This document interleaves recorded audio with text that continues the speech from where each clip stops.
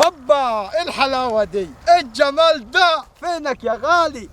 تعال بسرعة، جايب لك عرض لوش حل تشكرني عليه. تمام.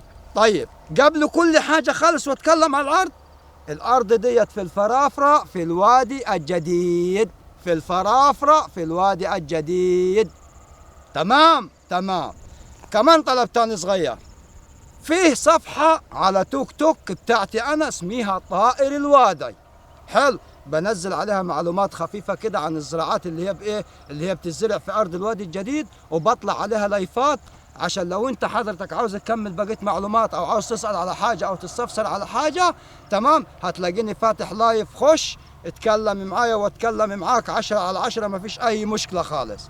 هسيب لك الرابط بتاعها في اول كومنت هنا في الفيديو، اول كومنت هسيبه لك مثبت، تخش على الرابط يوديك عندي على الفيسبوك. يا ريت تتابعني كده وتستفاد لو انت عاوز تستفاد من معلومات زراعيه، واخد بالك.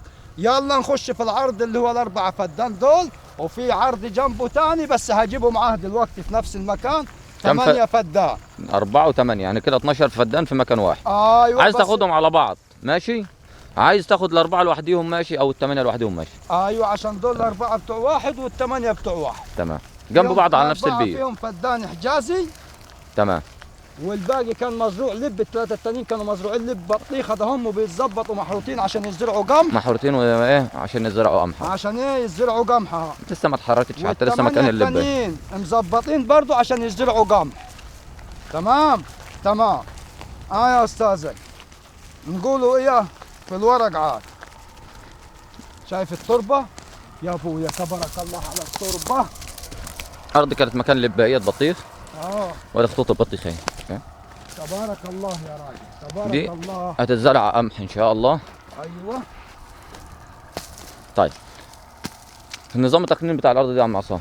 دي ارض صندوق يا باشا، معاها حيازه زراعيه. معاها حيازه زراعيه، معاها بطاقه دول ليهم، معاها كارت فلاح بتصرف كيماوي. ايوه. والثمانيه نفس النظام صح؟ والثمانيه نفس النظام، كل اربعه ليهم برضو ايه البطاقه بتاعتهم. معاهم بطاقتين الثمانيه الثمانيه. ليهم بطاقه. والميه على بير، والبير عليها طاقه شمسيه، واخد بالك. وكل اربع فدادين ليهم يوم في الميه على الطاقه، لهم يوم 24 ساعه. ايوه. كل اربعه لهم يوم، يعني الاربعه دول لهم يوم، والثمانيه لهم يومين. اربعه، ايوه بالظبط كده. كل اربعه لهم يوم 24 ساعه. وحاجه محترمه، وقريبين من القريه، وارض وبينهم وبين القريه ما يكملش 3-4 كيلو.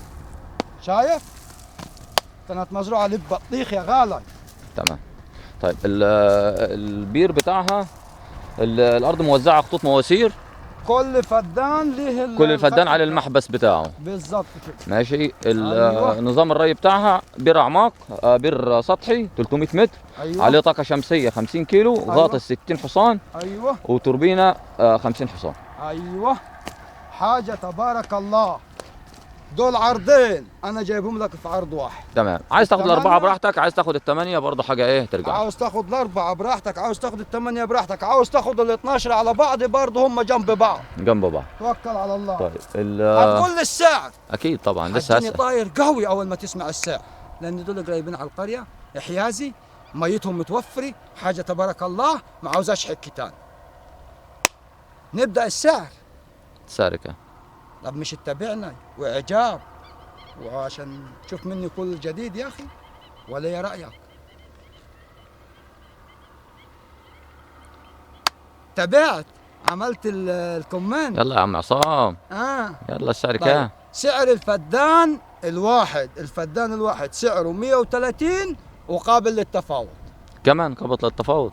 بارك الله فيك يا عم عصام. التفاوض لازم اجلع انا احبابي، مال هم بيتابعوني وخلاص، لازم اجلع الدنيا. وقابل للتفاوض 130,000 وقابل للتفاوض. الثمانية والأربعة نفس السعر صح؟ نفس السعر، في الثمانية 130 وهنا 130 في الأربعة وقابل للتفاوض. ماشي يا عم عصام. تمام. ما تنسوش صفحتي على تيك توك، تروحوا هناك هتلاقوني فاتح لايف. وعلى اليوتيوب كمان.